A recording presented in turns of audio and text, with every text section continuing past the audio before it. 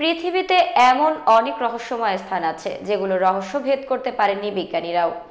এরকমই জাপানের ফুজি পর্বতমালায় উত্তর পশ্চিমে অবস্থিত রহস্যময় এক বন, নাম আওকিগাহারা। বনটির আরেক নাম আত্মহত্যার অরণ্য বা সুইসাইড ফরেস্ট। এই বনের ভৌতিক গল্প বিশ্ববিখ্যাত। বিশ্বের দ্বিতীয় বিখ্যাত আত্মহত্যার স্থান হিসেবে এই অরণ্যকে বিবেচনা করা হয়। আর এই ১ নম্বরে আছেন গোল্ডেন গেট। আওকিগাহারা আয়তন প্রায় ৩৫ বর্গ কিলোমিটার। এই বনে গাছের ঘনত্ব এতটাই বেশি যে একে সি অফ ট্রিজ বা গাছের সমুদ্র নামেও ডাকা হয়। নিরিবিলি হয় অ্যাডভেঞ্চার প্রিয় পর্যটকের কাছে এটি খুবই প্রিয় ডেস্টিনেশন। তবে এই বনে গিয়ে আত্মহত্যা করেছেন এমন মানুষের সংখ্যা কম নয়। সমীক্ষা বলেছেন, শুনশান এই অরণ্যে প্রায় প্রতি বছর শতাধিক জাপানি আত্মহত্যা করেন। জাপানের টোকিও থেকে এই বনের দূরত্ব ২ ঘন্টারও কম। আওকিগাহারা জঙ্গলে আত্মহত্যার প্রবণতা শুরু হয় ১৯৫০ সাল থেকে।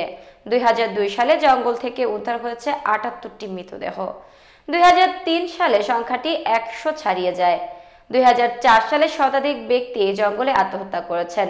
যতদিন গেছে মৃতের সংখ্যা বেড়েছে। পরবর্তী সময়ে জাপান সরকার আত্মহত্যার হার প্রকাশ করা বন্ধ করে দেয়। প্রধানত গাছে ফাঁসি দিয়ে বা মাদক গ্রহণ করেই আত্মহত্যা প্রবণতা এই জঙ্গলে বেশি। জানা গেছে এই বনে কেউ হারিয়ে গেলে তার বেঁচে ফেরা মুশকিল।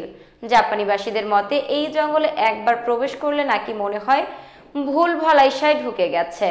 ১৯৬০ সালে সাইকো মাতসুমোটো নামক এক জাপানি লেখক টাওয়ার অব ওয়েবস নামে এই উপন্যাসটি লেখেন।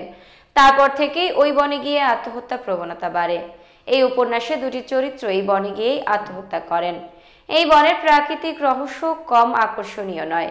স্থানীয় স্বেচ্ছাসেবকরা কাজ চালানোর মতো রাস্তা তৈরি করে নিয়েছে। এই রাস্তা দিয়ে মৃতদেহ সংগ্রহ করা হয়। জঙ্গলে যাতে পথ হারিয়ে না যায় সেজন্য প্লাস্টিকের টেপ দিয়ে পথ নির্দেশিকা রাখেন পর্যটকরা। যদিও বনের গভীরতায় প্রথম ১ কিলোমিটারের মধ্যেই শুধু এই পথ নির্দেশিকার চিহ্ন মিলবে। অদ্ভুত বিষয় হলো, পর্যটকরা নিজেদের সুবিধার জন্য এই পথশিকা লাগানো জাপান সরকারের কর্মীরা সেগুলো প্রতিবারই খুলে ফেলেন।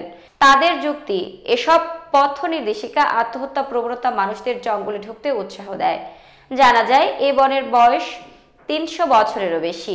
জঙ্গলে প্রবেশ করলে মোবাইল ফোন, কম্পাস সব কাজ করা বন্ধ করে দেয়। জঙ্গলের আশেপাশে লোকজন নাকি রাতে নানা ধরনের শব্দ এমনকি চিৎকার শুনতে পায়।